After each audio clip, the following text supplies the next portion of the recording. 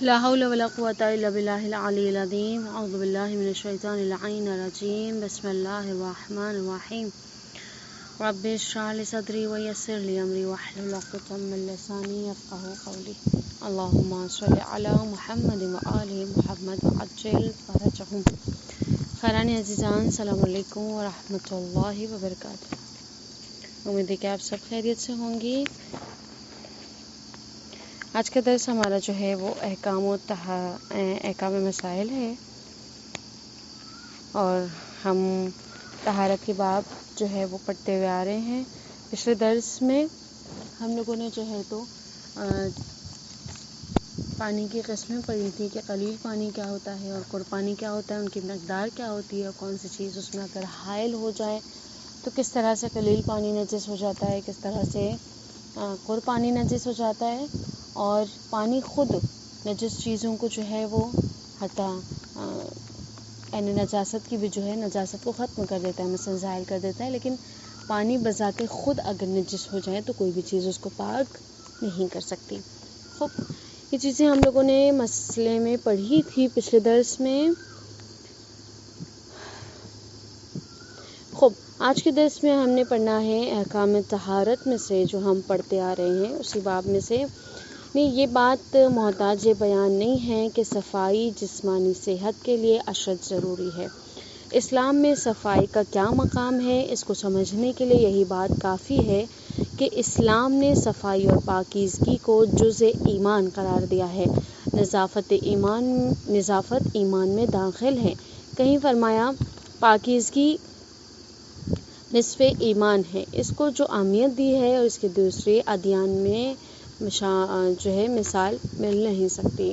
یعنی ہم جو ہے روایتیں سنتے ہوئے آتے ہیں کہ نظافت جو ہے وہ نصف ایمان ہوتی ہے، صفائی جو ہے وہ ایمان کا جز ہے. صفائی کی جو یعنی صحت و سلامتی کے لیے بھی ہمارے لیے بہترین چیز ہے. انسان اگر صاف ستھرا ہوتا ہے تو اسے کبھی بھی بیماریاں لاحق نہیں ہوتی ہیں. خوب، تو اس کی جو اہمیت ہے وہ ہمارے دین نے ہمیں بتائی ہے. دوسرا دین یہ سب چیزیں جو باریکی ہوتی ہے، جو زیاد چیزیں جو ہے وہ کوئی بھی دین کوئی بھی جو ہے قانون نہیں بتاتا، بلکہ یہ صرف دین اسلام میں بتائی جاتی ہے. ہر سے چھوٹی چیزوں کو ہمارے اسلام نے ہمیں سکھائی ہے، اور کوئی بھی دین اس چیز کی مثالیں کسی بھی دوسرے دین میں نہیں ملتی ہے. خوب، آب مطلق کی جو ہے مطلق ہم نے جو پڑھا تھا کہ آب یا مطلق ہوتا ہے، پھر اس کی بھی قسمیں تھیں. خوب، اس میں قلیل اور قر کی مقدار بتائی گئی کہ کس طرح سے پہچانا جائے قلیل اور قر کیا ہے. اب آب مطلق کیا ہے جو ہم نے پڑھا تھا، پیور پانی، بالکل ٹھیک ہے نا. تو وہ کیا ہوتا ہے، یعنی کوئی بھی ملاوٹ کے بنا جو پانی ہوتا ہے، یعنی بالکل خالص جو پانی ہوا کرتا ہے اسے کہتے ہیں ہم مطلق پانی. اس کی جو ہے وہ 5 قسمیں ہیں. سب سے پہلی قر پانی، دوسرا قلیل پانی، تیسرا جاری پانی، چوتھا بارش کا پانی، 5واں کنویں کا پانی. یہ سارے پانی جو ہیں وہ خود بذات خود کیا ہیں، پیور ہے، بالکل مطلق ہیں. یعنی کوئی بھی ملاوٹ ان میں نہیں ہے، کوئی بھی چیز اس میں ملائی نہیں گئی ہے، کوئی بھی جو ہے دوسرا مکسچر اس میں ہمیں نہیں ملتا ہے. یعنی اس کا مطلب کیا ہے، وہ پانی مطلق ہے، یعنی صرف پانی ہے. خوب، بارش کے پانی کے بارے میں قر ہم نے پڑھ لیا، قلیل پڑھ لیا. جاری پانی ہم نے پڑھا تھا کہ جو بھی پانی جس طرح سے ایک جھرنے وغیرہ کا پانی یا نہر وغیرہ بہتی ہے، چھوٹا جو ہے وہ نالی کی طرح جو پانی بہا کرتے ہیں کسی منبع سے پھوٹ کر اس طرح سے، یا پہاڑ کی چوٹی سے جھرنے بہتے رہتے ہیں، تو یہ ساری چیزیں جو ہے وہ جاری پانی میں آتی ہیں. خوب، بارش کے پانی کے بارے میں کہ وہ مطلق کہلاتا ہے. بارش کا پانی، مسئلہ 37، جو چیز نجس ہو اور عین نجاست اس میں نہ ہو تو اس پر جہاں ایک بارش یعنی ایک بار اگر وہ بارش ہو جائے تو پاک ہو جاتی ہے. خوب، لیکن اگر بدن اور لباس پیشاب سے نجس ہو جائے تو بنابر احتیاط پر دوبارہ بارش ہونا ضروری ہے، مگر قالین اور لباس وغیرہ کا نچوڑنا ضروری نہیں ہے. لیکن ہلکی بوندا باندی کافی نہیں، بلکہ اتنی بارش لازمی ہے کہ لوگ کہیں کہ بارش ہو رہی ہے. اب بارش کس طرح سے پاک کرتی ہے نجاست کو، یہاں پر اس چیز کا مسئلہ بیان کیا جا رہا ہے. سب سے پہلا جو نقطہ بیان کیا جا رہا ہے وہ یہ کہ جو چیز نجس ہو جائے، یعنی اگر عین نجاست نہیں بھی ہو، اگر کوئی مطلب جیسے کوئی مثلا کوئی فرش ہے یا کوئی زمین ہے، زمین پہ کوئی نجس چیز جو ہے وہ لگ گئی، اب زمین جو ہے وہ نجس ہو گئی، عین نجاست تو ہٹ گئی ہے لیکن وہ پھر بھی نجس ہے کیونکہ پاک نہیں کی گئی. اب اگر اس کے اوپر بارش کی بوندیں پڑ جائیں گی، یعنی بارش اگر اس کے اوپر برس جائے گی ایک بار، تو وہ چیز کیا ہو جاتی ہے؟ پاک ہو جاتی ہے. ٹھیک ہے، وہ کافی ہو جائے گی. لیکن کہہ رہے ہیں کہ اگر بدن اور لباس پیشاب سے اگر نجس ہو جائے تو احتیاط کے بنا پر دوبارہ سے بارش ہونا ضروری ہو جاتی ہے. یعنی ایک بار کی بارش لباس اور بدن پہ اگر پیشاب سے اگر نجس ہو گیا ہے تو وہ چیز اس کے لیے کفایت نہیں کرتی، بلکہ احتیاطاً یہ ہے کہ دوبارہ سے جب بارش ہوگی یا دوبارہ سے وہ بارش کے پانی جب اس پر گرے گا بدن یا لباس پر، اس کے بعد جا کر وہ کیا ہوگی؟ پاک ہوگی. لیکن ضروری نہیں ہے کہ اگر کوئی فرش یا کوئی مثلا ٹھیک ہے یہ چیز ہو گئی، لیکن اگر کوئی فرش وغیرہ ہے، کپڑا ہے اور وہ نجس ہے اور اس پہ بارشیں جو ہے وہ بارش کی بوندیں گری ہیں، بارش کا پانی اس کے اوپر جو ہے وہ برس رہا ہے. اب جو ہے یہاں پر کہہ رہے ہیں کہ ضروری نہیں ہے کہ جب تک نچوڑا جائے تبھی پاک ہوگا، بلکہ ایسا نہیں ہے.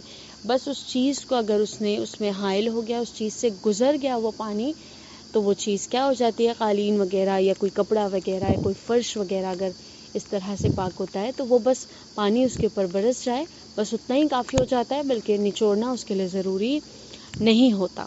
ٹھیک، لیکن کہہ رہے ہیں کہ شرط یہ ہے کہ بارش اتنی زیادہ ہو کہ کہنے والے کہیں، دیکھنے والے کہیں کہ ہاں بارش ہوئی ہے. ہلکی سی بوندا بوندی کچھ سیکنڈ کے لیے ہوئی اور ہو کر جو ہے ختم ہوگی، تو یہ بارش کا ہونا نہیں کہلاتے، بلکہ بارش کا ہونا موسلا دھار بارش آئے، متواتر طور پر لگاتار بوندیں بہتی رہیں، اسے کہتے ہیں بارش. تو یہ جو ہے وہ 2 بار ہو تب جا کے کوئی لباس یا بدن پیشاب سے اگر نجس ہے تو وہ پاک ہوگا، اور اگر دوسرا کوئی چیز یوں ہی اگر کسی اور چیز سے نجس ہو گئی ہے تو وہ یوں ہی پاک ہو جائے گی ایک بار میں. خوب، مسئلہ نمبر 38، اگر بارش کا پانی یعنی نجس پر برسے، یعنی عین نجس جو بذات خود نجس ہے، یعنی پیشاب، پخانہ، خون، یہ ساری چیزیں جو ہے وہ عین نجاست کہلاتی ہیں. ٹھیک ہے، اب یہاں پہ کہہ رہے ہیں کہ بارش کا پانی عین نجاست پر یعنی عین نجس پر اگر برسے، پھر دوسری جگہ چھینٹے پڑیں لیکن عین نجاست اس میں شامل نہ ہو اور نجاست کی بو، رنگ، ذائقہ بھی اس میں پیدا نہ ہو تو وہ پانی پاک ہے. مثلاً آپ مثال کے طور پہ زمین پہ کہیں جو ہے کسی بچے نے پیشاب کر دیا، ٹھیک ہے، اب وہ پیشاب جو ہے وہ جو وہاں پر ہے، اب اسے پاک نہیں کیا گیا، نہ وہ پیشاب وہاں سے ہٹایا گیا، یعنی عین نجاست وہاں پر یا خون اگر پڑا ہوا ہے، مثلا خون اگر زمین پر پڑا ہوا ہے، اب وہ ٹھیک ہے وہاں پر ہے، اب اس کے اوپر جو ہے وہ بارش کا پانی گرنا شروع ہو گیا. اب وہ گرنا جو شروع ہے اس کے اوپر سے جو خون کی چھینٹیں اڑ رہی ہیں کسی اور چیز پر، مثلا پاؤں پر پڑ رہی ہے، لباس پر پڑ رہی ہے، یا زمین کے کسی اور حصے میں جا کر وہ چیز پڑ رہی ہے، ٹھیک ہے، تو جب تک وہ نجس نہیں ہوں گی وہ بوندیں، یعنی تب تک وہ بوندیں نجس نہیں ہوں گی جو پڑ رہی ہیں چھینٹیں، جب تک کیا ہے اس کا بو، رنگ اور ذائقہ تبدیل نہ ہو. یعنی خون کے اوپر جو بوندیں پڑ رہی ہیں، جو بارش کی بوندیں آ رہی ہیں، اس سے جو چھینٹا اڑ کر دوسری چیزوں پر پڑ رہا ہے، تو اگر وہ چھینٹا رنگ، بو، ذائقہ تبدیل کر لیتا ہے تب وہ بوندیں کیا ہوگی؟ چھینٹ کی وہ چھینٹیں نجس ہوں گی، وگرنہ وہ چھینٹیں کیا ہیں؟ پاک ہیں. خوب، پس اگر بارش کا پانی خون پر برسنے سے چھینٹے پڑیں اور ان میں خون کے ذرات شامل ہوں یا خون کی بو، رنگ یا ذائقہ پیدا ہو گیا ہو تو وہ نجس ہے. ٹھیک ہے، وہی جو چیز میں نے آپ لوگوں کو بتائی کہ اگر وہ چیزوں میں کوئی تبدیلی نہیں آئی، یعنی چھینٹ اگر اس طرح سے ہے کہ وہ پانی ہی کہلائے، بو، رنگ، ذائقہ، یا کسی ایک چیز میں مثلا خالی رنگ ہے لیکن بو اور ذائقہ اس چھینٹ کا جو ہے وہ تبدیل نہیں ہوا ہے، بس وہ پاک ہے. لیکن اگر بو، رنگ، ذائقہ چھینٹ کی تبدیل ہو گئی، وہ خون ہی کی مانند ہو گئی، تب وہ چھینٹیں کیا ہو جائیں گی؟ نجس ہو جائیں گی. کنویں کے پانی کے بارے میں جو مسائل ہیں یہاں پر، مسئلہ نمبر 44، ایک ایسے کنویں کا پانی جو زمین سے ابلتا ہوا اگرچہ مقدار میں ایک کر سے کم ہو، نجاست پڑنے سے اس وقت تک نجس نہیں ہوگا جب تک اس کی نجاست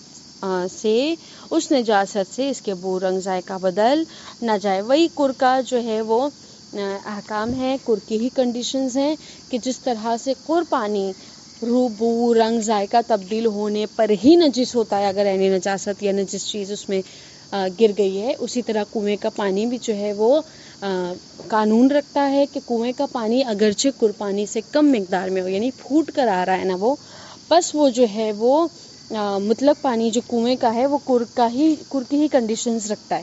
خوب، اب یہاں پہ کہہ رہے ہیں کہ جب تک اگرچہ جو مقدار بتائی گئی ہے کر کی، اگر اتنا بھی پانی کنویں کا پانی نہ ہو، یعنی اگر کر سے مقدار میں کم ہو، پھر بھی وہ کیا ہوگا، وہ وہی کنڈیشن رکھے گا، یعنی جب تک اس کا بو رنگ ذائقہ نجس چیز کے حائل ہونے پہ تبدیل نہیں ہو جاتا، کنویں کا پانی بھی کیا ہے، پاک ہے۔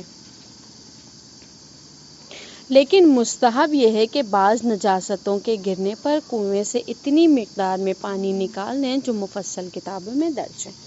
ٹھیک ہے، اب یہ چیز جو ہے وہ آپ دوسری کتابوں میں یا اس کے اور بھی مسئلوں میں جا کر اگر آپ مسائلوں کی کتابیں جا کے پڑھیں تو وہ مقدار جس طرح سے ہے کہ کنویں کا پانی، کنویں میں اگر کوئی نجس چیز گر جائے تو وہ نجس چیزوں کی بھی جو ہے وہ لسٹ ہے کہ کون کون سی چیزیں اگر پڑ جائیں کنویں کے پانی میں تو اسے کتنا پانی جو ہے وہ بار بار باہر نکالا جائے اور اسے پھینکا جائے، تب جا کے وہ جو ہے وہ مستحب ہے کہ وہ پانی کیا ہو جاتا ہے، کلین ہو جاتا ہے۔ مثلا پاکیزگی اور نجاست کی وہ نہیں ہے، مثلا مستحب کام ہے یہ کہ اس چیز کو انجام دیا جائے۔ خوب، کیا ہو گیا، کنویں کا پانی کا جو ہے وہ پہلا مسئلہ تھا۔ دوسرا یہ کہ مسئلہ نمبر 45، اگر کوئی نجاست کنویں میں گر جائے اور اس کے پانی کی بو رنگ ذائقہ تبدیل کر دے تو جب کنویں کے پانی میں پیدا شدہ تبدیلی ختم ہو جائے گی پانی پاک ہو جائے گا، اور بہتر ہے کہ یہ پانی کنویں سے ابلنے والے پانی میں مخلوط ہو جائے۔ یعنی اگر کوئی نجس چیز کنویں کے پانی میں جا گری ہے اور اس کا بو رنگ ذائقہ جو ہے وہ تبدیل ہو گیا ہے تو کنویں کے پانی میں جو تبدیلی آئی ہے، یعنی اگر وہ ختم ہو جائے گی، یعنی دیکھیے جب کنویں میں پانی پھوٹ کر آتا رہتا ہے تو ظاہر چینجز اس میں آتا رہتا ہے، کیونکہ وہ پانی جو ہے اپنے اندر کیا ہے، وہ طہارت اور وہ پاکیزگی اور وہ صفائی بالکل، کیونکہ اس میں چینج ہوتا جا رہا ہے، متواتر طور پر وہ پانی پھوٹتا ہوتا ہے تو وہ تبدیل ہو ہی جاتا ہے۔ تو جب تک وہ پانی تبدیل نہ ہو جائے، یعنی وہ جو رنگ بو ذائقہ اس میں آ گیا ہے، بدل گیا ہے، جب تک اس چیز کو زائل نہیں کر دیتا وہ کیا ہے، نجس ہے۔ جیسے ہی وہ اپنے آپ پر ان چیزوں کو کیا کر دے گا، یعنی کنویں میں کوئی نجس چیز جو ہے وہ گر گئی تھی، اب جو ہے رنگ بو ذائقہ سب کچھ تبدیل ہو گیا، لیکن چونکہ کنویں کا پانی کا جو منبع ہے، جو اس کا پھوٹ کر آ رہا ہے زمین سے، وہ چیز کیا ہے، بڑھتے اتنی زیادہ بڑھ جاتی ہے، وہ چینج ہو جاتا ہے پانی میں جب، تو وہ کیا ہے، رنگ بو ذائقہ اس کا کیا ہو جاتا ہے، بالکل ہلکا ہوتے ہوتے ختم ہو جاتا ہے، پس وہ وہاں پر پاک ہو جاتا ہے۔ خوب، یعنی ختم ہو جاتی ہے وہ چیزیں اس کے اندر، لیکن کیا کہہ رہے ہیں، ہو جائے گا، مثلا وہ پانی پاک ہو جائے گا۔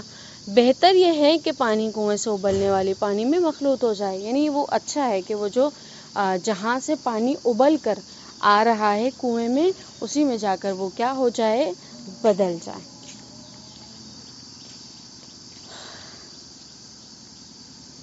مسئلہ نمبر 46، اگر بارش کا پانی ایک گڑھے میں جمع ہو جائے اور اس کی مقدار ایک کر سے کم ہو تو بارش تھمنے کے بعد نجاست کی آمیزش سے وہ پانی نجس ہو جائے گا۔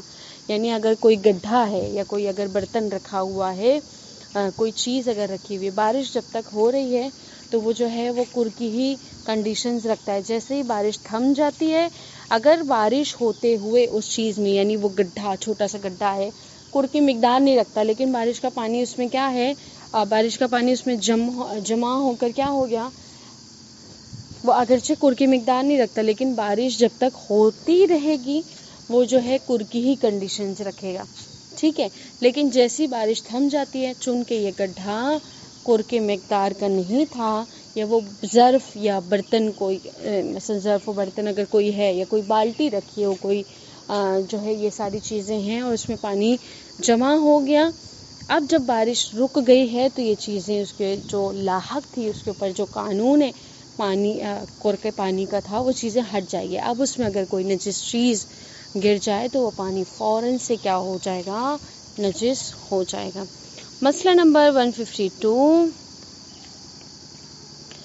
12 چیزیں نجاست کو پاک کرتی ہیں اور انہیں مطہرات کہتے ہیں. ٹھیک ہے نا، جو چیزیں نجس چیزوں کو پاک کرتی ہیں وہ 12 چیزیں ہیں.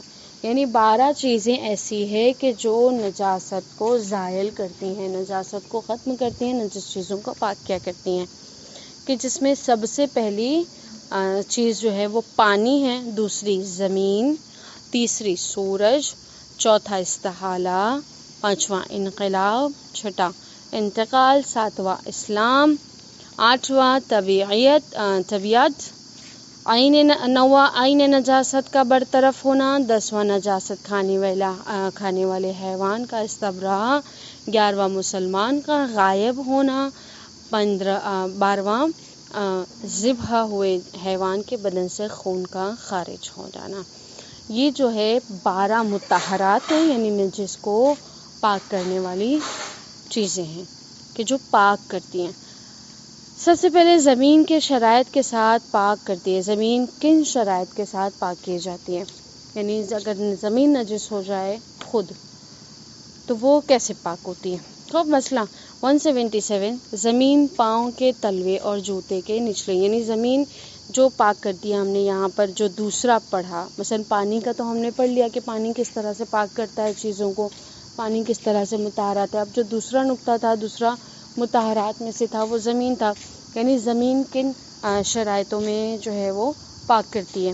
سب سے پہلا مسئلہ، زمین پاؤں کے تلوے اور جوتے کے نچلے حصے کو 4 شرطوں سے پاک کرتی ہے. یعنی اگر کسی کا جوتا نجس ہو جائے، مثلا کسی کے کوئی فوٹ ویئر ہے، کوئی بھی ہو، وہ اگر نجس ہو جاتا ہے، اس کا تلوا یا انسان کا پاؤں کا تلوا اگر نجس ہو جاتا ہے تو کیسے زمین اس کو پاک کرتی ہے؟ پہلے سب سے پہلا یہ کہ 4 شرطوں کے بنا پر جو ہے زمین جوتے کے تلوے یا پیر کے تلووں کو، پیروں کو پاک کرتی ہے. پیر کے تلووں کو، ٹھیک ہے، اس کے اوپر کے حصے کی بات نہیں ہو رہی، صرف تلووں کی بات ہو رہی، کیونکہ تلوا زمین پہ ٹچ ہوتا ہے، باقی کوئی حصہ پاؤں کا جو ہے وہ ٹچ نہیں ہوتا زمین میں. ٹھیک ہے، سب سے اول یہ کہ زمین خود پاک ہونی چاہیے. دوم، زمین خشک ہونی چاہیے، یعنی سوکھی ہو، گیلی نہ ہو، وگرنہ وہ نجاست پھیلتی جائے گی. تیسرا، احتیاط لازم کے بنا پر نجاست زمین پر چلنے سے لگی ہو.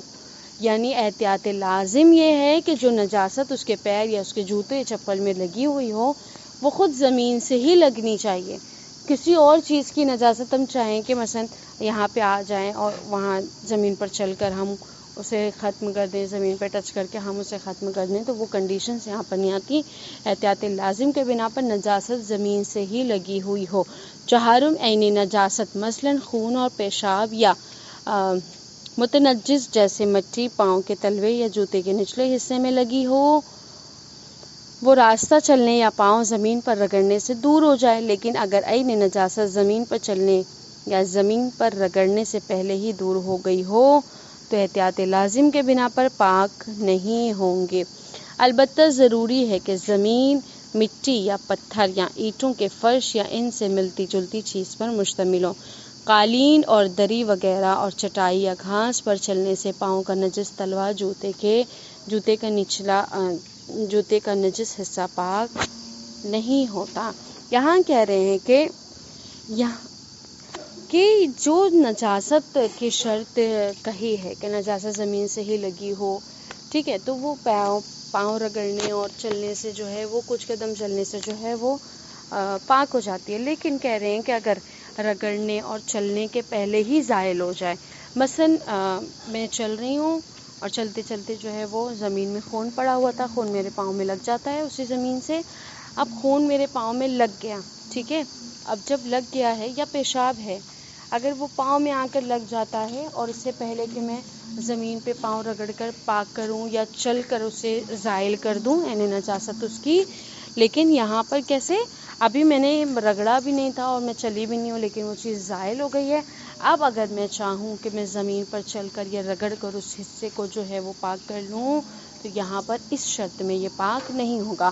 دوسرا نقطہ یہ بتایا جا رہا ہے کہ زمین جو ہے اینٹ، پتھر اور یہ جو مثلاً وہ خاک وغیرہ کی بنی ہوتی ہے یا سیمنٹ کی بنی ہوتی ہے، اسی طرح کی زمین ہونی چاہیے، ٹھیک ہے؟ کوئی فرش، کوئی قالین، اور آپ کہیں کہ جو ٹائلنگ وغیرہ ہوتی ہے، یہ زمین جو ہے وہ نجاست کو پاک نہیں کرتی، بلکہ زمین جو ہونی چاہیے وہ اینٹ، پتھر، یہ سب چیزوں کی بنی ہوئی ہو، مٹی اور سیمنٹ وغیرہ کی جس طرح سے بنتی ہے، ان زمینوں پر جو ہے وہ پاک کرتا ہے، وگرنہ وہ پاک نہیں کرے گا۔ قالین، فرش، چادریں جو بچھی رہتی ہیں یا ٹائلنگ جو ہوتی ہے، جو مرمر وغیرہ لگاتے ہیں، یا جس بھی اعتبار کی چیزیں جو زمین پہ لگائی جاتی ہیں جو ہمارے گھروں میں موجود ہیں، وہ چیزیں پاک نہیں کرتی ہیں۔ مسئلہ نمبر 178، پاؤں کا تلوا یا جوتے کا نچلا حصہ نجس ہو تو ڈامبر یا لکڑی کے بنے ہوئے فرش پر چلنے سے پاک ہونا محل اشکال ہے۔ اب ہماری جو سڑکیں ہوا کرتی ہیں عموماً شہروں میں، وہ ڈامبر سے بنی ہوئی ہوتی ہیں، ٹھیک ہے؟ وہ جو بلیک کلر کا اسے ڈالا جاتا ہے گرم کر کے جو بچھایا جاتا ہے، تو اس سے جو ہے وہ پاک نہیں ہوگی، بلکہ وہ جو سیمنٹ کی سڑکیں بنتی ہیں اور مٹی سے اگر بنتی ہے یا اینٹ وغیرہ سے بنائی جاتی ہیں، خوب، تو یہ فرش جو ہے وہ پاک کرتے ہیں۔ وہ ڈامبر اور وہ کیا ہے، یہاں پر جو ہے وہ اشکال کرتا ہے، یہاں پر وہ ڈاؤٹ فل چیز ہے کہ ایسے فرش جو ہے وہ پاک کرتے ہیں یا نہیں۔ خوب، مسئلہ نمبر 179، پاؤں کے تلوے یا جوتے کے نچلے حصے کو پاک کرنے کے لیے بہتر ہے کہ 15 ہاتھ یا اس سے زیادہ فاصلہ زمین پر چلے، خواہ 15 ہاتھ سے کم چلنے یا پاؤں زمین پر رگڑنے سے نجاست دور ہو گئی ہو۔ خوب، یہاں پہ کہہ رہے ہیں کہ اب نجس جو ہے ہمارا لگا ہوا ہے، اب وہ کتنا چلے انسان کہ وہ پاک ہو، تو 15 ہاتھ کی دوری پر، یعنی 15 ہاتھ تک کے جو مقدار بتائی گئی ہے تقریباً اس تک ہو تو وہ کیا کرے گی، پاک کرے گی۔ خوب، وہی تلوے یا جوتے کے جو ہے نچلے حصہ اگر نجس ہو جاتا ہے تو بہتر ہے کہ انسان کیا ہے 15 ہاتھ سے زیادہ جو فاصلہ ہوتا ہے اسے طے کرے، اس کے بعد ہی وہ جو ہے وہ پاک کرتی ہے۔ خوب، خواہ 15 ہاتھ سے کم چلنے یا پاؤں زمین پر رگڑنے سے نجاست دور ہو گئی ہو، یعنی اگر رگڑنے یا اس سے کم اگر ہم چلے ہیں اور وہ نجاست زائل ہو گئی ہے، تب بھی وہ کیا ہے، وہ پاک ہو جائے گی۔ خوب، مسئلہ نمبر 180، پاک ہونے کے لیے پاؤں یا جوتے کے نجس تلوے کا تر ہونا ضروری نہیں، بلکہ خشک بھی ہو تو زمین پر چلنے سے پاک ہو جاتے ہیں۔ مثلاً اگر میرے پاؤں پر یا میرے جوتوں پر اگر کوئی خون وغیرہ جیسی نجس چیز لگ گئی ہے، اب وہ راستے میں سے لگی اور میرا راستہ چلتے چلتے وہ جو ہے وہ خشک ہو گیا، مثلاً خون تو بہت جلدی سوکھ جاتا ہے، اب کیا کرنا ہے، اب ہم جو ہے وہ میں چلتی جا رہی ہوں، وہ یعنی نجاست یا نجس چیز جس سے بھی وہ نجس ہو گیا ہے میرا جوتا یا میرا پاؤں کا تلوا، اب وہ نجس ہو گیا ہے، وہ جیسے سوکھ گیا تھا لیکن وہ پاک نہیں تھا، بس جن شرائطوں کے ساتھ وہ پاک ہوتا ہے ان فاصلوں کو جو ہے وہ طے کرنا ہے یا رگڑنا ہے، یا 15 ہاتھ کے فاصلے تک اس سے زیادہ جو ہے چلنا ہے، تب جا کے وہ چیز کیا ہوگی، پاک ہوگی۔ مسئلہ نمبر 181، جب پاؤں یا جوتے کا نجس تلوا زمین پر چلنے سے پاک ہو جائے تو اس کے اطراف کے وہ حصے بھی جنہیں عموماً کیچڑ وغیرہ لگ جاتی ہے پاک ہو جاتے ہیں۔ ٹھیک، ظاہری چیز ہے ایک کہ جو چیز مثلا تلوے وغیرہ پہ جو نجس چیز لگ گئی ہے وہ زمین پر چلنے سے جو پاک ہو جاتی ہے، اور اس کے اطراف کی بھی چیزیں کبھی چیزیں جو ہے وہ دوسری گندگیاں بھی لگ جاتی ہیں، وہ بھی پاک ہو جاتی ہیں۔ خوب، یہ آج کا درس تھا۔ آج کے درس سے جو ہے وہ 5 سوالات آپ لوگوں کے جن کے جواب دینے ہیں۔ سب سے پہلے یہ کہ آب مطلق کی کتنی قسمیں ہیں اور کون کون سی ہیں۔ دوسرا سوال کہ اگر کنویں کے پانی میں کوئی نجس چیز مل جاتی ہے تو اسے کس طرح سے وہ کنویں کا پانی پاک ہوتا ہے۔ تیسرا سوال آپ لوگوں کی خدمت میں، مطہرات کتنے ہیں، یعنی ان کی تعداد بتائیے مطہرات کی اور ان کے نام بتائیے۔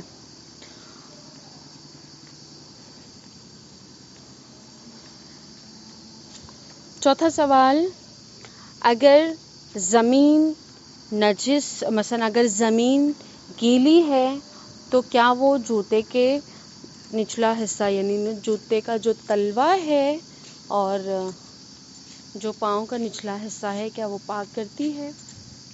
یعنی یہ کہ مختصر طور پر آیا نجس مثلا گیلی زمین کیا جوتے اور پیر کے تلوے کی نجاست کو دور کر سکتی ہے؟ 5واں سوال آپ لوگوں کی خدمت میں یہ کہ اگر جو مقدار بتائی گئی ہے زمین پر چلنے کی، کتنے فاصلے کو طے کر کر جو ہے وہ نجس تلوا پاؤں کا اور جوتے کا پاک ہوتا ہے؟ خوب، بسم اللہ علی محمد وعلی محمد، والسلام علیکم ورحمۃ اللہ۔